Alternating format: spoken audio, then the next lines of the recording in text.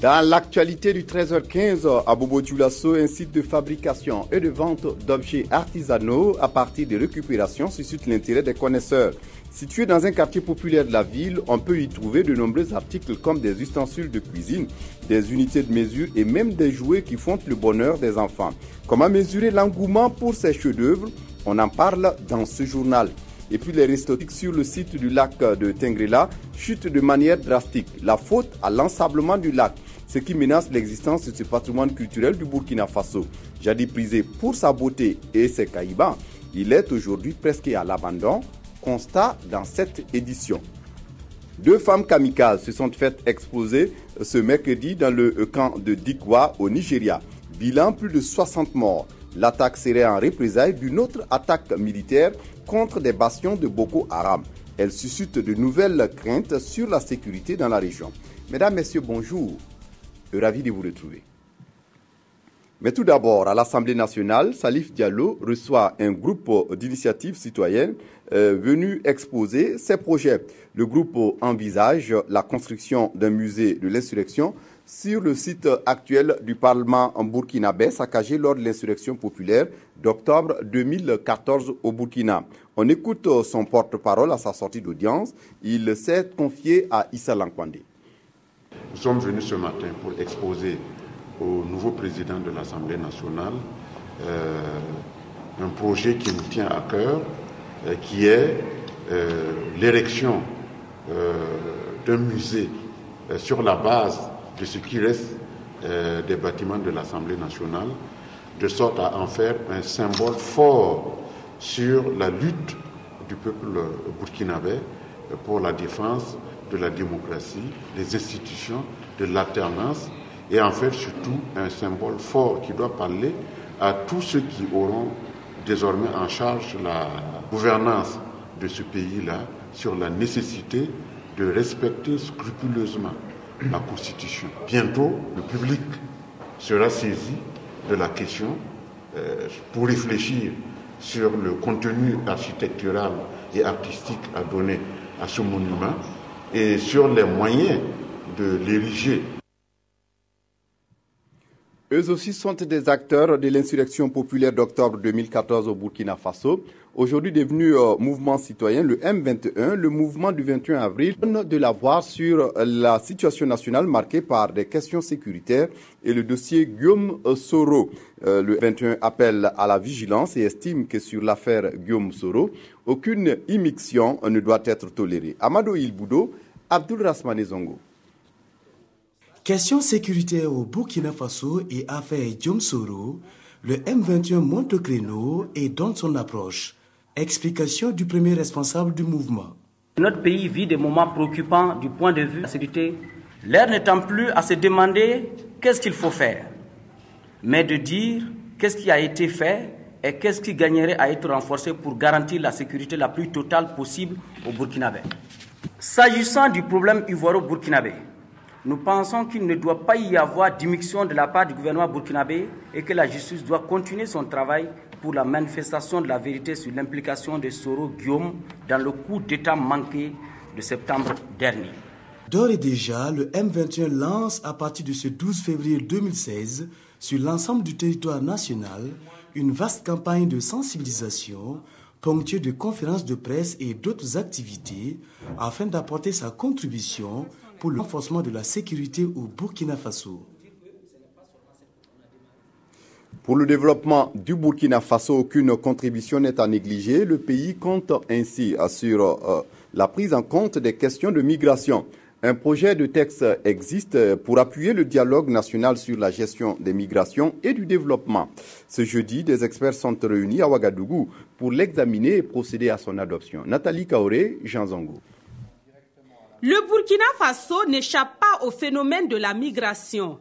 Selon les 4 derniers recensements de la population, les Burkinabés sortent de leur territoire plus que les populations du reste du monde ne rentrent au Burkina Faso.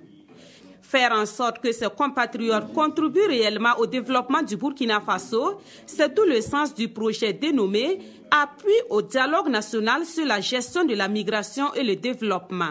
De plus en plus, on a des compatriotes qui sont à l'extérieur Et ils ont une certaine expertise acquise dans leur milieu de vie.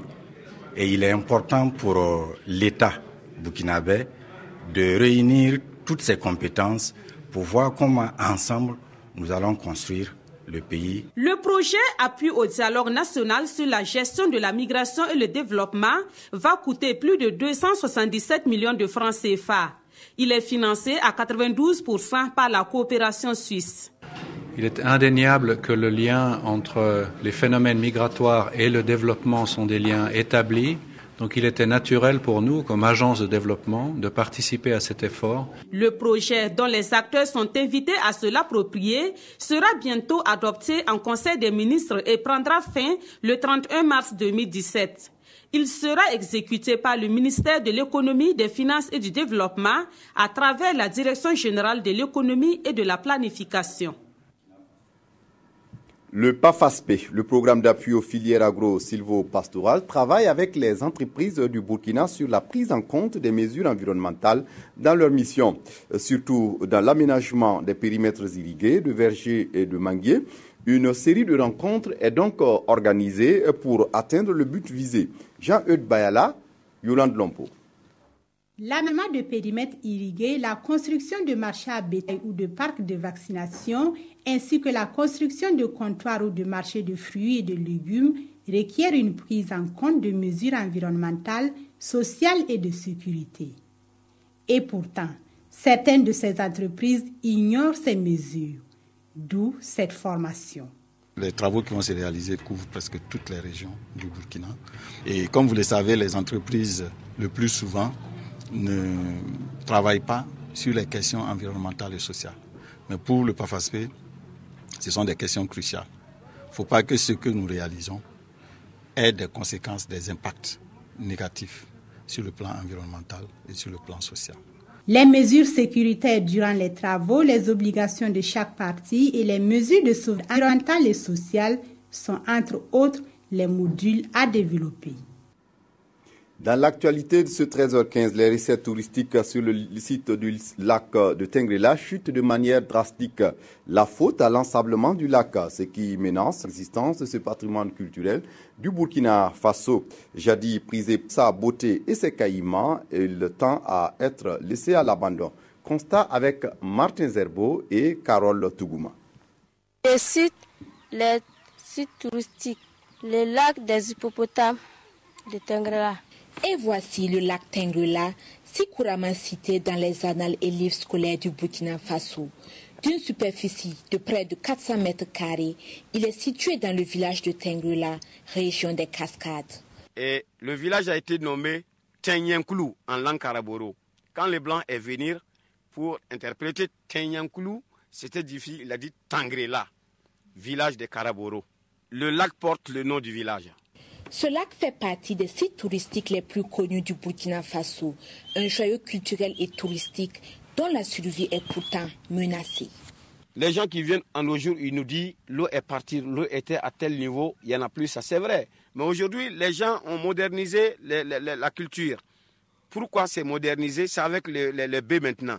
Et donc chacun cultive en laissant une vide.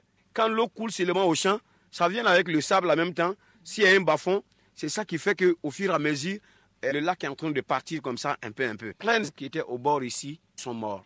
De plus, le contexte sécuritaire actuel dans la sous-région a pour conséquence une baisse des visites autour de ce lac. Par mois, on comptait peut-être plus de 500 personnes par mois, expatriés comme nous et africains. Présentement, de 2009 en 2013, ça allait beaucoup. Mais après 2013, ça ne va pas. Avec les crises partout dans le monde, ça ne marche pas. Par semaine, on peut gagner 5 ou 10 personnes comme ça. Parfois même dans la semaine, on ne gagne rien. Comme quoi, il faut sauver le lac Tengrela. Une nécessité si on veut que ce célèbre cours d'eau jouisse pleinement de sa renommée. Renommée bien méritée, car au-delà de sa splendeur, on trouve dans le village qui l'abrite un espace aménagé pour l'accueil d'éventuels touristes, avec en son sein un sanctuaire, des crocodiles et de quoi garder des souvenirs artistiques. À Gawa, par contre, le musée des civilisations du Sud-Ouest, récemment rénové, est prêt et n'attend que les visiteurs. Entre-temps, laissés à l'abandon, mettant en péril la survie du bâtiment et celle des objets qui l'abritent. Ce sont des travaux de réfection qui ont permis ce lifting. Une restauration qui va sans doute concourir à redonner au musée ses lettres de noblesse. Basile Bassolé, Christophe Da sur place à Gawa. Dans une peau neuve, le musée du Poni ouvre à nouveau ses portes aux visiteurs. Touché par l'usure du temps, le musée de la conservation de la culture Lobi est resté en mauvais état jusqu'au passage en février dernier de ce bon samaritain, son Excellence Paul Dietrich, ambassadeur de la République fédérale d'Allemagne au Burkina. Il est passé l'année passée ici, précisément le 15 février, et il a constaté vraiment l'état de délabrement avancé du musée. Quand il est parti, il a dit il fallait qu'il fasse quelque chose. C'est impressionnant de voir ce bâtiment revitalisé. Et ce qui se montre, c'est une structure importante pour la culture régionale, mais aussi pour le pays entier, je pense. 11 millions de francs CFA, c'est ce qu'il a fallu pour remettre en état cette structure historique et importante. D'autant importante que les autorités, dans leurs allocutions respectives, ont appelé les populations burkinabè à apporter chacun sa contribution par le biais des visites afin d'éviter au musée une nouvelle impasse. Nos efforts étaient vraiment vains parce qu'on travaille, on vient le lendemain, c'est le désastre.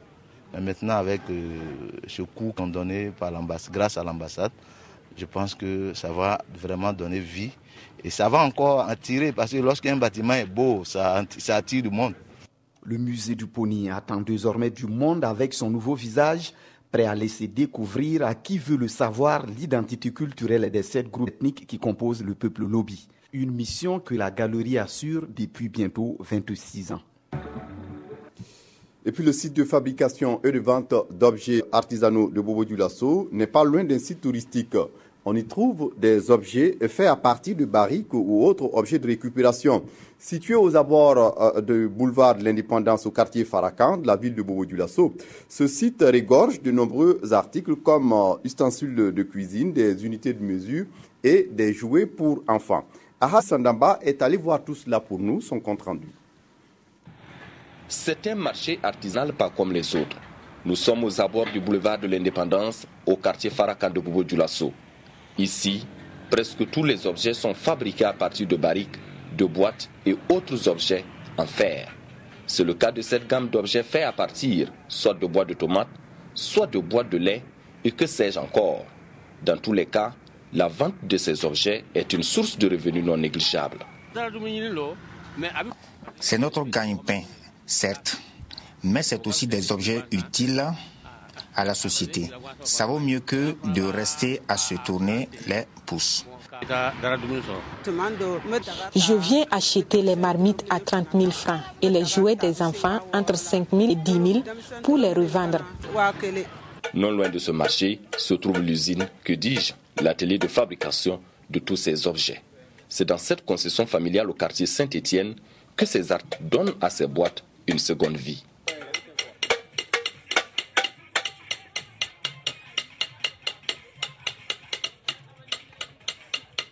En 5 minutes, la boîte de tomates de 2 kg de 100 est réduite de moitié. Le produit obtenu est utilisé comme unité de mesure sur le marché. Un objet utilitaire parmi tant d'autres. Ceci est une demi-boîte. Elle est utilisée comme unité de mesure. Quant aux petites boîtes, nous les utilisons pour fabriquer des coffres d'argent. Il y a également des jouets pour enfants et les moules de gâteaux.